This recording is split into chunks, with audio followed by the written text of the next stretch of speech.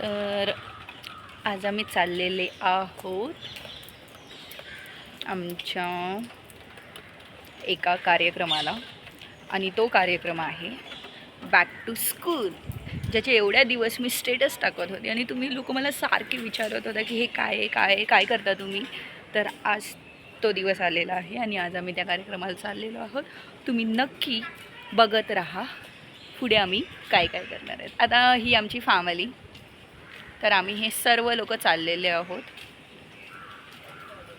अजून एक आमच्या काकी पण येत आहेत, आम्ही त्यांची वाट बघतो आणि मग आम्ही सोडायला चाललो आहे. सोडायला आणि मी सेवा करायला. ओके मम्मी, तू का चालले? आम्ही सेवा करायला. अच्छा, मला वाटलं तुझी पिल्लं वाऱ्यावर एवढ्या पावसाची निघालेत म्हणून महागून तो पक्षी त्या पिल्लांसोबत चाललाय. साधायला चाललंय.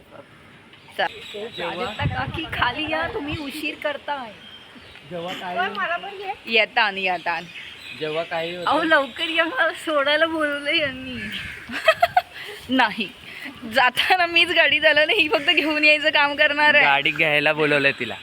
मी टिकली लावून येऊ का? घेऊन येणे म्हणजे सोडायला. कोणाचं काय गरजेचं आहे, कोणाचं मी जास्त गोरा दिसतोय तुझ्यापेक्षा. काय करायचं? पालखीत येई गार लागतंय. कुठं जावा? मंडळी, आम्ही निघालो आहे शिक्षणाच्या वारीला. हे आमचे वारकरी बघा इकडे. पाऊस नाही आपल्या ह्या कार्यक्रमाला कधी पावसाने काय हे आणि आपण एकदा पावसातून गेलो पण एवढ्या. समुद्र तुमच्या जिथे अशा जलपऱ्या असतील तिथे समुद्र तर असणार. पावसाचं पाणी भरलंय. जलपर्या काल मस्त मजा केली तर पाण्यात. त्या बापरे, काय डेंजर तुम्ही सगळे. मस्त वाटत होतं खरंच व्हिडिओ केलेला. तो पक्षी आपल्याला फुल भरलं, हे खूप खाली होतं. बरं झालं वर घेतलं. इकडे बघा फोटो किती मस्त. काजू तू घरी ऍडजस्ट कर.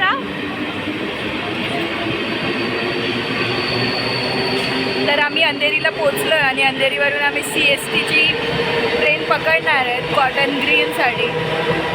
आणि हा आमचा प्रवासामधला खाऊ आहे. बघा कोण किती काम करतंय ते माझ्या व्हिडिओमध्ये तुम्हाला दिसणार आहे.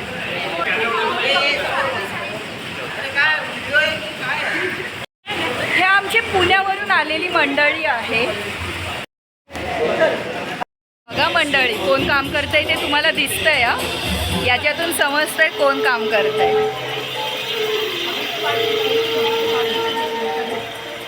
बघा किती कामं चालू आहेत बघा. तर आताची आमची सुरुवात झालेली आहे. लोक येतील आणि आमच्या ह्या वह्या आहेत, सेम त्या साईडला पण आहे, साऱ्या साठी आपल्याला प्रमुख पाहुणे म्हणून उत्तम असा कलाकार, अभिनेता, आमचा मित्र आणि पारिजातचा जुना स्नेही इथे उपस्थित राहिलेला आहे. आपण आजच्या कार्यक्रमाची सुरुवात बॅग भरून त्याच्या हस्ते करणार आहोत. टाळ्यांच्या गजरात आपण स्वागत करूया समीर खांडेकर आणि वैभवी खांडेकर यांचं. समीर आणि वैभवी आज आपल्या या कार्यक्रमासाठी उपस्थित राहिले. जोरदार टाळ्या वाजवले समीर आणि वैभवीसाठी.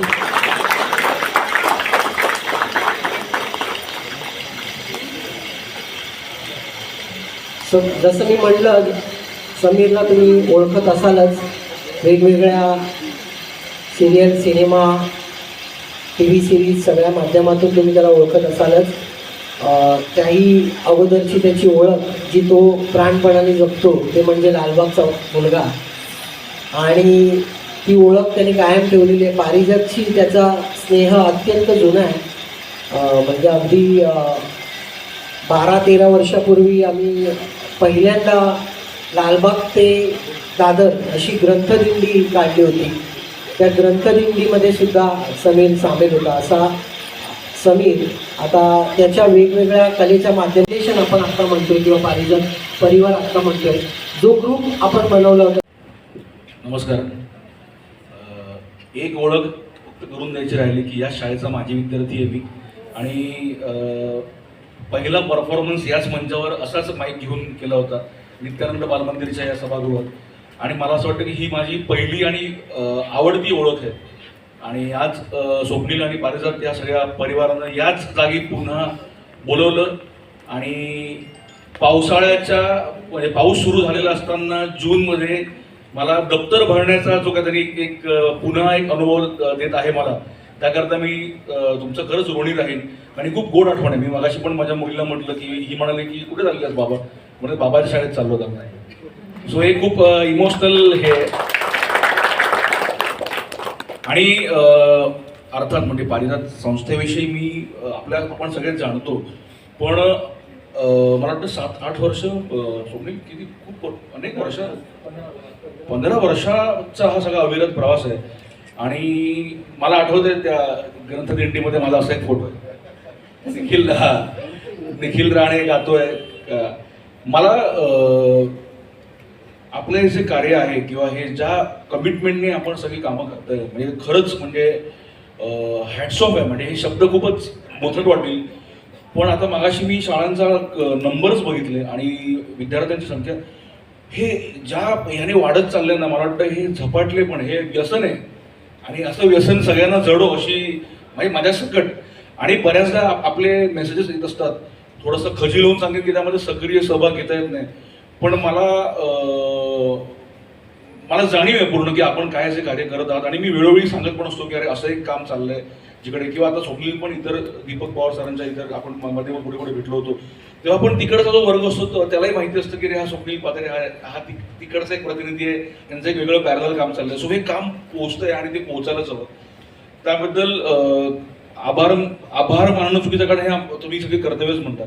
आणि मला अशी आशा आहे किंवा विश्वास आहे की ही संख्या खूप वाढणार आहे आणि हा मोठा महासागर होणार आहे. त्याबद्दल तुमचे खरंच म्हणजे मनापासून आभार आणि अभिनंदन. आता मराठी शाळेविषयी बोलायचं झालं तर मला असं वाटतं की मी बऱ्याचदा बडबड करत असतो, वैभवीने बोलावं अशी माझी इच्छा आहे. कारण आई आणि पालक आणि शाळा हे खूपच एक वेगळं नातं आहे. फक्त एक गोष्ट फक्त मला याच्यात एक ॲड करावीशी वाटते, म्हणजे इतरांसाठीची म्हणून की काही वृत्तवाहिन्यांनी मधल्या काळात किंवा असं मराठी शाळेमध्ये मुलाला घातलं म्हणून अप्रूप व्यक्त केलं होतं. त्यांचे मी आभार मानलेच, पण मला ना ही खूपच एक मराठी शाळेचा माजी विद्यार्थी म्हणून चिंताजनक गोष्ट वाटते. म्हणजे तुम्ही विचार करा, काही वर्षांनंतर अरे अमक्याने नाकाने श्वास घेतला म्हणून जर कोणी अप्रूप व्यक्त केलं तर काय वाटेल तुम्हाला? मी म्हटलं रे मी लहान होतो, मी मराठी शाळेत शिकलो आणि मी मोठा होऊन माझ्या पाल्याला मराठी शाळेत करणार, ही इतकी साधी क्रिया आहे. पण याच्यासाठी भुवया उंचवल्या जात आहेत. माझ्याकडे बरेचसे पालक आहेत, तुमचं पण पाल्य मराठी. मला आपण काहीतरी भारी करतोय असं इतरांना जे वाटतंय ना, आणि तर मला काही इतर माध्यमांना काही दोष द्यायचा नाही, आपापल्या प्रत्येक पालकांनी ठरवावं. पण आता अशी वेळ आली आहे की मराठी शाळेत घातलं म्हणून आयदर बरे आहेत ना तुम्ही काय करताय असं, हे एक येत आहे एक टोकाचं, किंवा ते येत आहे की आई तू ना भाई तू हॅट्स ऑफ आहेस, साला तुझा ना आम्हाला अभिमान आहे भाई. अरे काय अभिमान आहे? म्हणजे काही वर्षांपूर्वी जेव्हा निळू फुलेंना सन्मान दिला जाहीर झाला होता महाराष्ट्र संत, म्हणलं की मला कशाला हवंय, माझं अभिनय माझं काम आहे, ते दिस इज माय जॉब. प्लंबिंग करतात, सुतारकाम होते, माझं ऍक्टिंगचं काम, तसं हे आपलं कर्तव्य आहे. सो मला असं वाटतं की हे खूपच साधं व्हायला हवंय, म्हणजे हे खूपच नॉर्मल आहे. आणि तुम्ही जे काही कार्य करताय म्हणजे मराठी शाळेमध्ये गेलं म्हणजे काहीतरी डाऊन काहीतरी आहे हा समजच मुळात, आणि मला वाटतं हा आपल्याच लोकांचा समज आहे. म्हणजे हा कोणी असं करून ठेवलेला नाहीये, तर तो जाणार आणि मला खात्री आहे, आणि ते सगळं आपण काम करत आहोत. सो भले असा सक्रिय कुठल्याच्या सहभागी होत जरी नसलो तरी मला असं वाटतं की प्रत्येकाने आपापला एक जो असतो दगड निषेधाचा तो असा उंच भिरकावणं गरजेचं आहे. आम्ही माझ्या परीने तो एक हे केला, काहीतरी बंडखोर करायचं म्हणून करायचं नाही. आम्हाला वाटलं की नाही यार तेव्हा समीर म्हणाल तसं की खूप नॅचरल आणि खूप हे होतं की आम्ही पण मराठी शाळेतच शिकलोय. मी मराठी शाळेत शिकले, हाही मराठी शाळेत शिकलाय.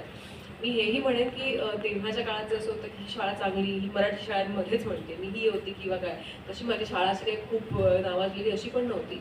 पण मला असं वाटतं की त्या शाळेने जे संस्कार दिले, किंवा सगळ्यात महत्त्वाचं म्हणजे मला एखादी गोष्ट अडली तर माझ्या आईबाबांना ती मला समजावून सांगता येत होती, कारण मी त्याच भाषेत शिकत होते. सो मला राहीच्या पॉईंट ऑफ व्ह्यू पण तेच वाटतं की तिला एखादी गोष्ट अडली तर मला ती तिला तिच्या भाषेत, माझ्या भाषेत, आम्ही घरात ज्या भाषेत नेहमी बोलतो त्या भाषेत समजावून सांगता येते आणि ती तिला समजता येते. हे आय गेस ह्याचं गमक आहे. ह्याच्या पलीकडे फार कुठला बोर्ड काय वेगळं. आणि बाकी आम्ही दोघेही या मताचे आहोत की एखादं लेबलिंग म्हणजे म्हणतं की ह्याला हे इंग्लिश येतं किंवा अमुक काही फ्रेंच येतं किंवा जर्मन येतं किंवा अजून काही वेगळी आपली इंडियन भाषा येते, ह्याचं काही लेबलिंग नसतं. म्हणजे मी स्वतः मराठी शाळेत शिकले, पण मी आता मी HDFC म्युच्युअल फंडला काम करते. मी जेन्युअनली पण आता मी नोटीस फील्डवर आहे. पण त्या केसमध्ये मी बघितलं की असं नाही आहे की इंग्लिश मिडियममध्ये सगळी मुलं जी शिकतात ती सगळी अस्खलित आणि कमाल इंग्लिश बोलतात. नाही. रीडचं ह्याचं पास्ट टेन्स काय असतं किंवा ह्याचा पास्ट टेन्स नसतो, तो पुटच असतो, कटचा कटच असतो, हे पण त्या लोकांना बऱ्याचदा कळत नाही. आय एम नॉट रिडिक्युलिंग एनीवन, पण मला म्हणायचं की ते त्याचं टिकमार्क किंवा ते त्याचं प्रमाण नव्हे. भाषा ही आपल्याला बोलून येते. मला हिंदी शाळेत है अशी वाली शिकवली आहे, पण मी तसं नाही बोलत. मी आजूबाजूला लोकांशी बोलून हिंदी चांगलं बोलते. किंवा एखादं गुजराती आपल्याला समजतंय, आजूबाजूची माणसं बोलतायत, कारण आपण बोलतो, आपण व्यवहार ते वापरतो म्हणून आहे. तर इंग्लिशचं पण तसंच आहे. तर त्याची जी एक भीती मला असं वाटतं पालकांच्या मनात असते आणि ती नॅचरल असू शकते, म्हणजे त्याच्याबद्दल माझं काही म्हणणं नाही. पण आपण आपल्या वेळेला जेवढं इंग्लिश वापरायचो, म्हणजे माझे आई बाबा इंग्लिशमध्ये बोलायचेच नाहीत किंवा समीरचं आपल्या सगळ्यांच्या जनरेशनचे असतील अशा भाषांमध्ये, आत्ता आपण आपल्या मुलांची सुद्धा इंग्लिशमध्ये खूप सहज बोलतोय, खूप गोष्टी सहज इंग्लिशमध्ये वापरतो. तर ती भाषा ते तेवढ्याच सहजपणे शिकणार आहेत. त्यामुळे त्याच्यासाठी वेगळं त्यांचं माध्यम बदलून त्यांना त्या गोष्टीचं ओझं वाटवून न देणं हे जास्त महत्त्वाचं आहे. सो मला राहीने किती मार्क मिळवले किंवा कोणी तिला काय व्हॅलिडेशन दिलं, तिला हे येतंय का नाही, त्या व्हॅलिडेशनपेक्षा ती खुश आहे का नाही, की तिला ही गोष्ट येते का नाही जी मला वाटते गरजेची आहे. आणि एक जडणघडण म्हणून म्हणतो आपण, जे मराठी संस्कार असतात किंवा मराठी शाळांचे एकूण गोष्टी आहेत. आता सध्या ती बालमोहन शाळेत शिकते, तर बालमोहनमध्ये बाकीची गाणी गोष्टी शिकवल्या जातात किंवा सण साजरे केले जातात मराठी जे काय असतात. तर ते मला असं वाटतं की हां, ह्याचा टच असणं गरजेचं आहे. आणि as of now that is enough. ह्याच्या पलीकडे अजून तिने आत्ताच सगळं फ्रेंच आलं पाहिजे किंवा तिला सगळी गणितं आली पाहिजे अशी आमच्या दोघांची ही अपेक्षा नाही. सो हा एक महत्त्वाचा मुद्दा वाटतो. बाकी नाश्ता पण आलाय, त्यामुळे उत्साह पण वाढेल. 6वी ते 10वीच्या मुलांची एक बॅग. गुरु ये ना शशांक, त्यांना हे वया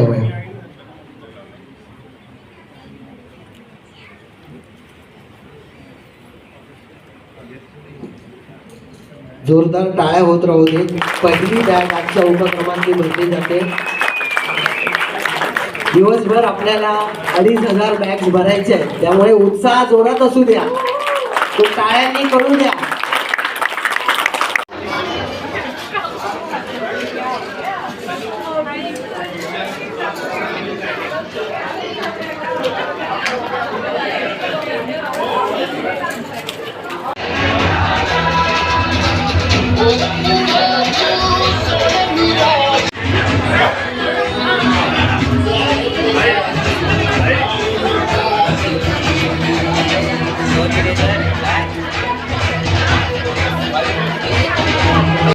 तर सर, एक सुशिक्षित व्यक्ती कुटुंब घडवतो, पण एक शिक्षक अनेक पिढ्या घडवतो.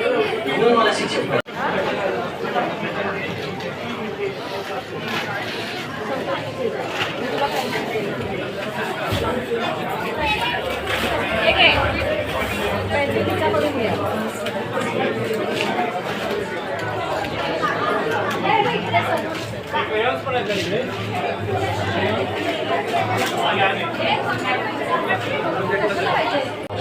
म्हणून साजरा केला जातो.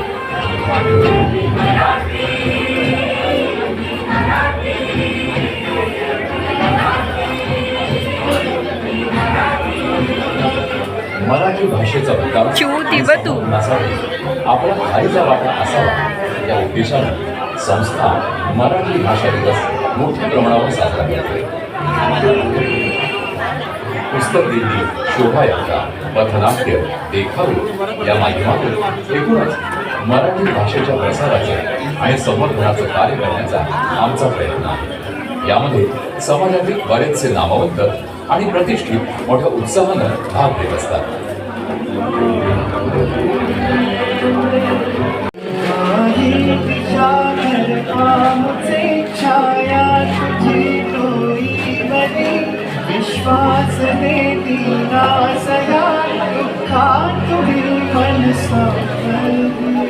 याच संकल्पनेतून संस्थान दरवर्षी अनाथ मुलांसाठी आणि एकाकी वयोवृद्धांसाठी कार्यक्रम सादर करते. यातील दिव्यांचा हा सण त्यांचे आयुष्य जळवो हीच प्रार्थना.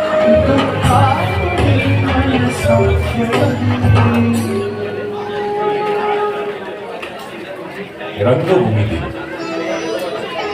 रंगभूमीवर आपलं अमूल्य योगदान दिलेल्या ज्येष्ठ रंगकर्मींचा संस्थेच्या माध्यमातून पारिजात मुंबई कला आणि सामाजिक क्षेत्रात भरीव कार्य करणारी गिरण गावातील हौशी तरुणांची संस्था.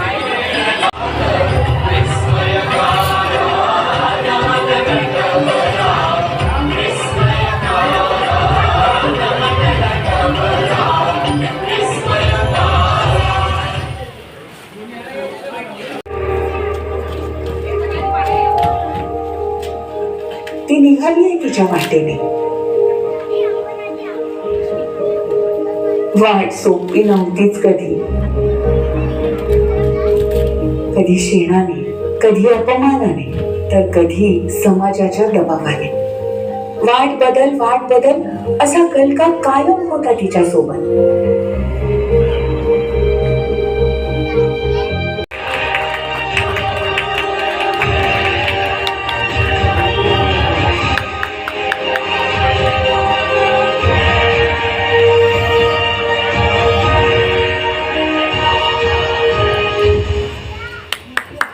धन्यवाद. हा आपला पहिलाच व्हिडिओ